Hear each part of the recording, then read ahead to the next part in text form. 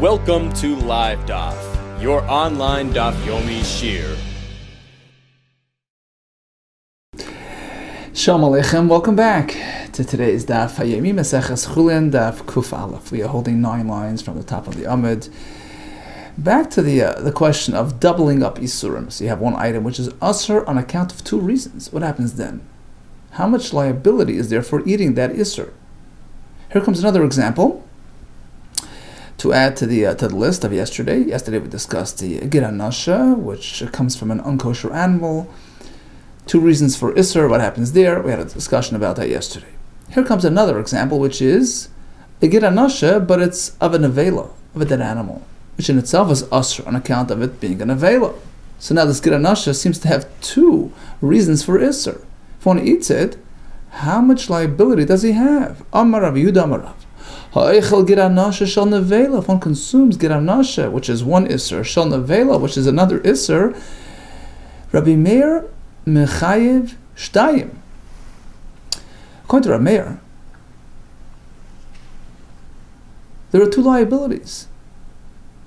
Okay, so if he eats it intentionally, he gets twice malchus. The reason being that the second Isser has where to land. You see, even though there's a pre-existing Isser,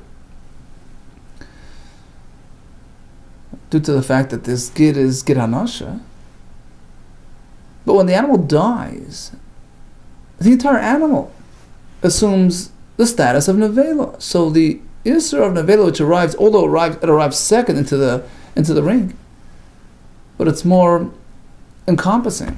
It's of a greater scope. It's a broader Isser. It's called Isser Koilel. It includes more. It covers more ground than the initial Isser of Giranasha, which is limited just to that sinew. Here it's a animal-wide Isser, and Nevela applies to every part of the animal, the meat and all that, right? So due to the fact that he's a broader Isser, he can now land and actually superimpose himself on the Giranasha as well, on top of the pre-existing Isser. So if one eats the Giranasha, he's chayiv twice, Giranasha and Nevela. V'chachamim ayimrim, no, einay chayiv ala achas. Even in this case, you can't double up Isurim. You can't make a double layer of Isser. Once it's Asr, you can't add to it. He's only chayiv on account of it being a Giranasha. Now, even they would agree if the second Isser is more severe, not just in terms of, not necessarily in terms of scope, but in terms of severity. It's an Isser Chomer. So in that case, it will work. Chacham agreed to Rav Meir. In a case where the second Isser that arrives is, aside from being Isser Koilel, covering more ground, it's also more severe, more strict. It carries a greater penalty. It's a notch higher in terms of severity. It's called Isser Chomer. Of an oila. Carbon. He has no business eating a carbon. Belongs on the mizbeach. So this really adds another layer of Isser, because it's also Asr Bahano. One may not even have benefit, let alone eat. You can't have benefit from an oila. So this broader Isser, the Isser Oila, which covers the whole animal, which is covering more ground than Giranasha, on top of the fact that he's a more severe Isser, that superimposes itself. Another example of an Isser Chomer, Mishal Asher HaNiskal, or a shor that was condemned by the Bezdin due to the fact that he attacked and whatever, right? Also another form of Isser Hano. So in these cases, Shechayiv Shtayim, if one eats the Giranasha in these scenarios, he's Chayiv twice. A, Giranasha, and B, because it's Hegdesh or Shor HaNiskal. Says the Gemara, let's put a name to the face. Uman Haitanu, who's this opinion? What's the name of this Tana, the Isser Koil, that when it comes to the second Isser, the broader Isser, which covers more ground, it doesn't really matter. He can't really add himself to the first Isser unless he's also Isser Chamor, he's a deeper Isser, a more severe Isser. Who's this Shita? The Isser Koil, when it comes to Isser Koil, a regular Isser Chalal Isser, one Isser just adding himself, latching on to the pre-existing Isser Leslie, he doesn't hold it, that doesn't work. But if it's in the Isser Koil, the second one is a broader Isser, and it is also more severe, Isser Chomer Isser, then it can latch itself on. Who's the Shita? Amarabba? Rabbi Yisrael Glili, we found the author of this opinion. This is not. We have a Mishnah, Maseches Zvachim, which goes like this. It's not Tamei she'achal kodesh. A fellow who is Tamei has no business eating karbanis. If he does, intentionally there's kares, unintentionally there's echatas. Tamei she'achal kodesh. And that applies bein kodesh tamei, whether the material that he ate is karbanis that became tamei. It's not really suitable for, anything. Bein kodesh tor, whether it's perfectly fine carbon material, chayiv. Either way, he's chayiv because the fact is he's tamei, he has no business eating it. But basically, the oimer, it depends. No, tamei she'achal as hator chayiv. If he's tamei and he ate something which is tar, suitable material, he's chayiv kares, it's chayiv achatas. But if it's tamei she'achal as hatamei pater, if he ate something which is impure in itself, it's pater shelo yachal davar tamei.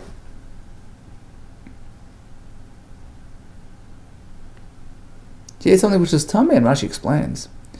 Theoretically, if a person eats carbon material which is tamei, with he himself being tar, that's a lesser transgression. Rashi says there's a lav. It's a lighter isser. Therefore, says Rabbi Yossi, if the item is tamei, then you can't go ahead and add more isurim on account of the person being tamei. Amrullah, the Chacham responded, what do you mean? Af tamei she'achal hator, even in a standard case where the tamei ate the tahar material, look, as soon as he picks it up, it becomes tamei. So it's inevitable. Kiva shenagah, once he touches it, we made it tamei. No, shapir ka'amrullah rabban Rabbi Yossi. Haglili, it would appear that their argument is a solid argument. How could you ever hold him accountable? As soon as he touches it, it's tamei, and now it downgrades his whole liability. Let me explain to you what's going on. It's all a matter of sequence. What happens first? What happens second? Look, if it went this way, first the person became tamei, in which case now he is obligated to refrain from eating korban material, right, at the risk of facing kares and chatas. And then the meat happens to become tamei. So it happened in that order. All agree that he's chayiv kares. The isur kares kadam, because the isur kares, on account of the personal tumah, preceded the tumah that happened to the basar. So that isur got into the ring first. That preempts the second one from interfering. The question arises when it happened the other way around, the reverse. First, the meat became tamei, in which case it triggers a lesser level liability, a lav, if one should eat it. Then the person became tamei, which carries a potential kares. But the question is, does that second liability superimpose itself on the first liability? Rabban islu isur koila. Rabban say, yeah, because the second one is isur koila, which we explained to mean a broader isur, covers more material, and if it's applicable for those, it also applies itself to this, even though this in itself already was asur, this piece of meat that became asur. Isur koila. What's the isur koila? Since when the person becomes tamei, he is now prohibited from eating other carbon materials, other pieces of meat which are tahar, right? At the risk of kares. There is the alma, right? All the other ones out there. So since it gets activated, his liability gets triggered regarding the other pieces of meat, it also sweeps this one in as well. This is also gets included in the package. Mechayev nami chaticha tmei is also chayev on this pizza which was tamei, which was really also to begin with on account of its own state of tumah, but the second liability latches onto it as well because that second liability was introduced, was activated, was applied due to the other pieces out there, so it also covers this one. Rabbi Yossi, less isur koila. Rabbi Yossi, Hagli disagrees with this whole idea of isur koila. He says, no, the migul amrinus, because when the person becomes tamei, he may not eat other pieces of meat at the risk of kares. It doesn't mean that it's going to add another element of isur to this tamei piece of meat, which was tamei to begin with on account of its own status. Okay, so you see that according to Rabbi Yossi, even by isur koila, we don't say isur halal isur. Says the Gemara. Okay, but you're agreeing that even he would differentiate. In a case where the second Isser is more severe, right?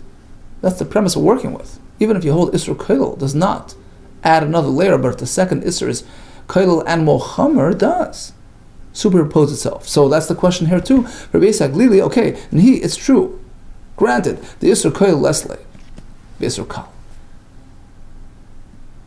The second arrival, even though he's an Isser Koilel, but if he's Isser Kal, he's not more severe than the first one, he will not superimpose itself. Right? Isser Kal. If he's a lenient Isser, if he doesn't have more severity, he can't apply himself. But in our case, the second Isser is not Kal, it's actually more severe, it's more serious.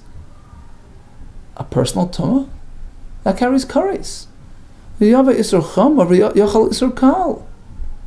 The most severe Isser should come and latch itself onto the pre-existing lighter Isser. What's the more severe Isser? Tumas Aguf.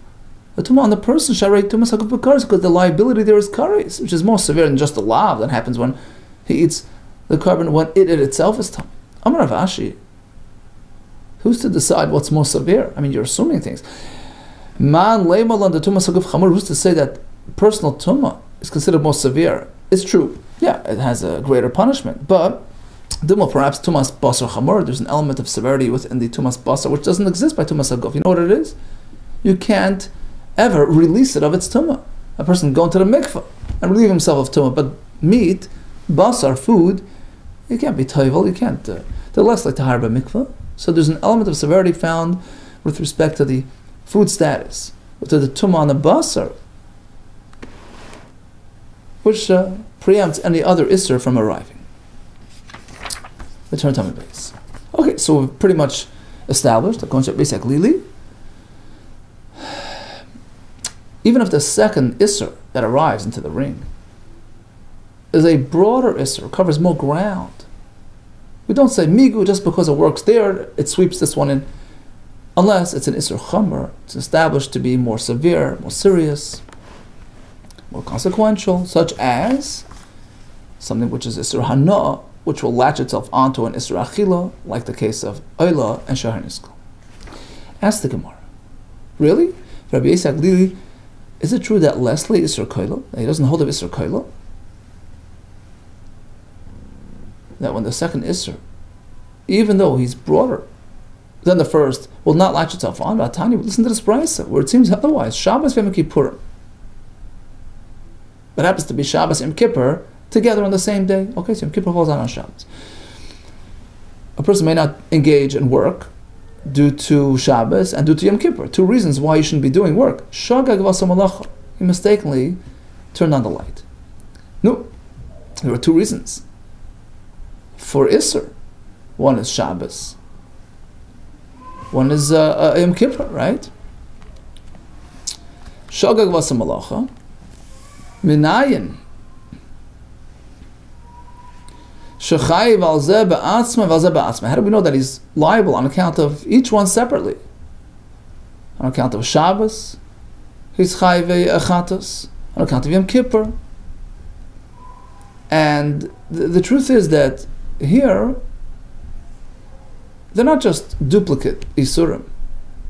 The way Rashi explains it, Shabbos is called Isur Moisef. And it adds another element of Isur that Yom Kippur didn't have, because Shabbos, if one does malach on Shabbos, there's misas bezin, there's skila, as opposed to Yom Kippur where it's kares, which is b'dei shemayim, and likewise Yom Kippur has an advantage over Shabbos in the sense that it's isur koilel, because on Shabbos only malach is asur, you can eat, but in Yom Kippur there's an isur to eat too, so it's a broader isur, covers more ground. So the fact that they're different and they have advantages over each other, that explains why when they both arrive simultaneously, right, if it's Shabbos and Yom Kippur together as one, you can be chayiv separately for each one. That's what Rashi explains the Gemara.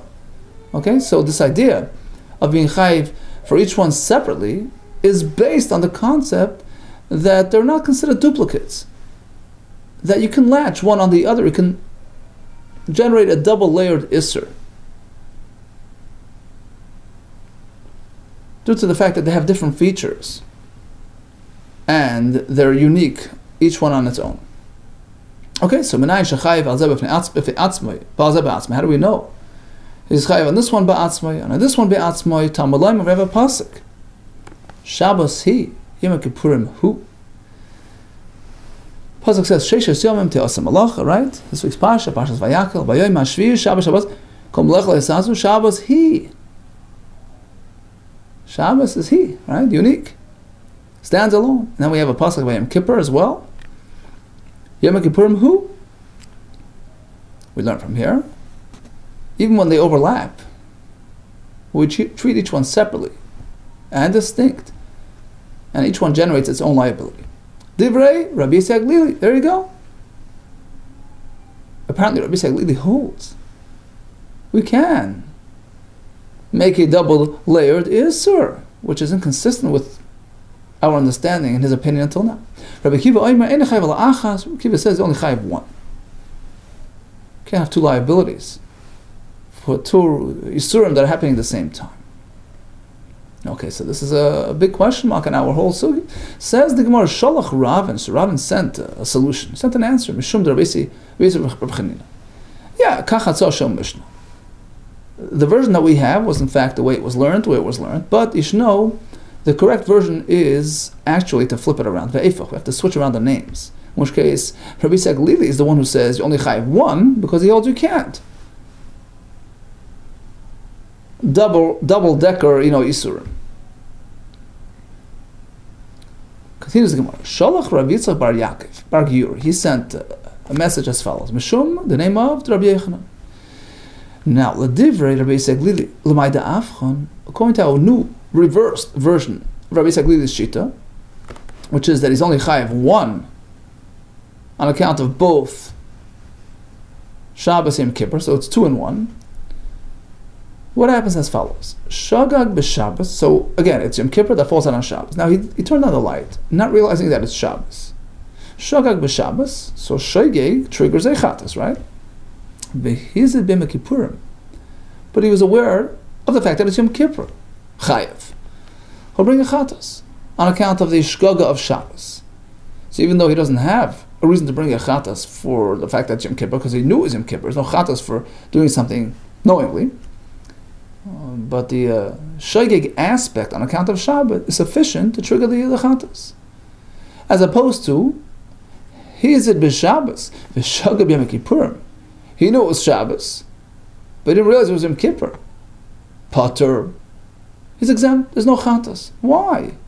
So clearly, according to this understanding, when Shabbos and Yom Kippur fall out simultaneously, when there's a sort of a 2 in 1 situation, and according to Rabbi Yisrael Glili in the new version, he's only chayiv 1. That chayiv relates to Shabbos. Shabbos is the one that triggers. You can ask which one of the two will trigger the chatas. Shabbos will do it, and not the Yom Kippur aspect of the day. Why? My time of why is the chayiv related to Shabbos, not Yom Kippur? I mean, after all, they're happening at the same time. It's Shabbos and Yom Kippur at the same day. My time, Amar Abaye, Shabbos kviya v'kaima. Shabbos sort of precedes Yom Kippur, because Shabbos is kavua, is an established entity from way back, from Sheshis Meberishis.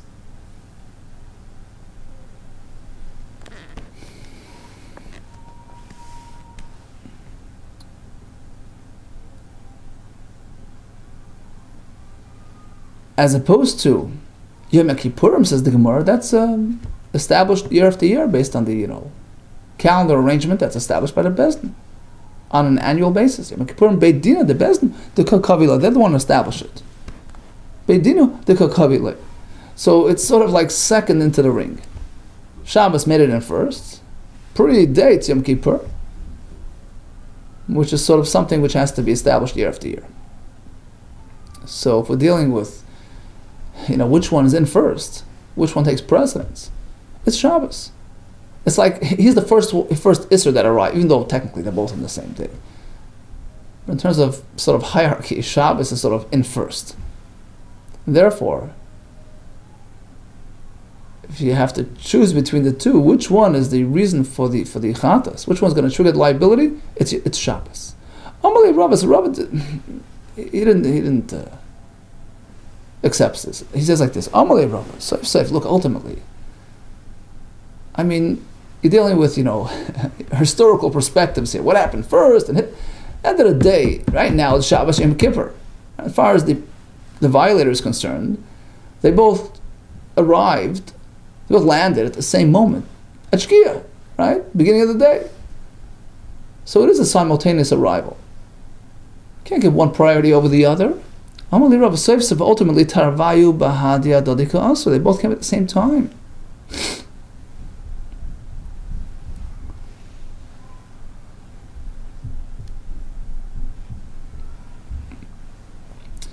The Rashi explains it. So apparently we have to take a different view of Rabbi Yisrael Glili's 2-in-1 system. It's 2-in-1. Exactly. It's not because of Shabbos as opposed to Yom Kippur. Rabbi Yisrael Glili will hold that in this type of situation where it's 2 Yisurim and wrapped in one, you only chayav one. One on account of both. And whichever one. If you were shogeg on Shabbos, you bring a chatas for Shabbos. If you're shogeg Yom Kippur, chatas Yom Kippur. It's not because of Shabbos as opposed to Yom Kippur. They both have equal claim to the day, so to speak. There are 2 reasons for liability, but ultimately he's only chayav one for both. Oh, so the question is, I mean, it was taught otherwise. Remember, it was sent from Rabbi Yechanan, that according to Rabbi Glili, right? The chiv is only because of Shabbos, not Yom Kippur, right? I mean, how do you reconcile that? I mean, it was a message, it was a halacha. What type of scenario was that referring to? Elam Arava, I'll tell you what happened, Sham Dahaba. That halacha was relating to a very unique circumstance. It was a time of Shmad, when the Goyim were coercing the Yidden to transgress the Torah, and they didn't let them establish the Bezdin, the Kiddush HaChodesh, and the calendar system, which forms the basis for our whole, way of life, and Yom Tovim. It was a time of Shmad, and they could not observe Yom Kippur. Sham Dahaba V'shalchum B'tam. And that's the point of the message that was sent from Eretz Yisrael. Look, we don't want to totally neglect Yom Kippur. Rashi says, we want to do something to commemorate Yom Kippur, even if you can't do it on the day of, at least someday. Do it on Shabbos. When in any case you're resting from work and it won't be so discernible, it won't be so evident that you're observing Yom Kippur. Do it on that day, even though it's not the real day. The Yom Kippur of this year, Shabbatahu. Shabbat lehavi, there's a gerus. It should be on Shabbos.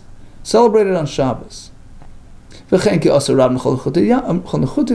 Rav and all those that came down from Eretz Yisrael to Bavli, they also concurred, they corroborated with Amru Karava, they explained it like Rava. That was a circumstance, that was a story. It was a very unique case. It wasn't really Yom Kippur, it was really only Shabbos, of course. A person turns on the light on that day, he's only chayav because of Shabbos. And that explains that statement that the chatas will only happen if it was shogeg because of Shabbos, and as opposed to if he knew it was Shabbos, there's no chatas because it was only Shabbos. It wasn't Yom Kippur. There was no other reason for chi. But in a typical, standard 2-in-1 situation where it's really Shabbos Yom Kippur on the same day, and although according to basically the only chayav one because you hold en isser chalal isser, but that one liability is really covering both days, both aspects of the day.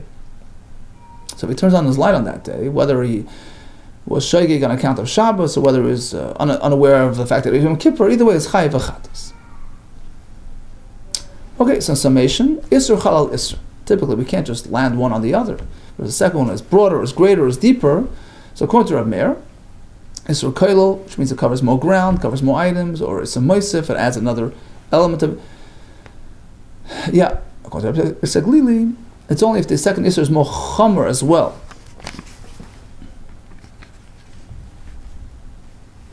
Right? So it's not enough that it should be isser koilel, that it covers more ground, covers more items, or isser moisif, it covers more people. It has to be chomer as well, more serious, more severe, like in the case of isser hano, but not in the case of the kachim there that was tamei, not in the case of Shabbos Yom Kippur. Okay, back to Geranash. Amar Rabbi Yudah b'nei Yaakov.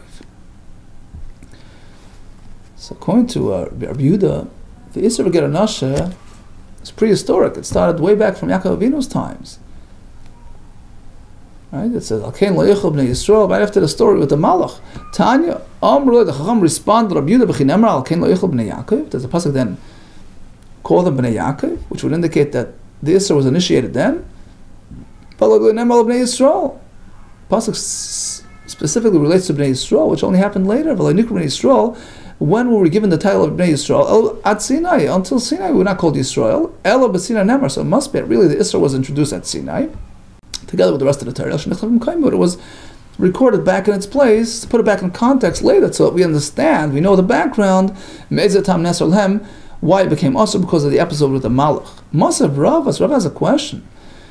Bnei Yisrael, was a title given to them only at Har Sinai? Masav Rav, Yisrael Bnei Yisrael, it's Yaakov Aviyim. Pasuk says that they carried Yaakov Avinu to Mitzrayim, and they were called Bnei Yisrael before Matan Torah. Says the Gemara, Lachamas, and Rashi explains, yeah, that was way after the story with the Malach. So later on, when Hashem told him, listen, I'm switching your name from Yaakov to Yisrael, at that point, his children were called Bnei Yisrael, but not back at the time of the story. Okay, so fine. If you're agreeing that they were called Bnei Yisrael from, this point onward, when they were traveling down to Mitzrayim, so at least at that point they should become Asur Gid Anasha, because now they're called Bnei Yisrael. Amalei says there's no such a thing.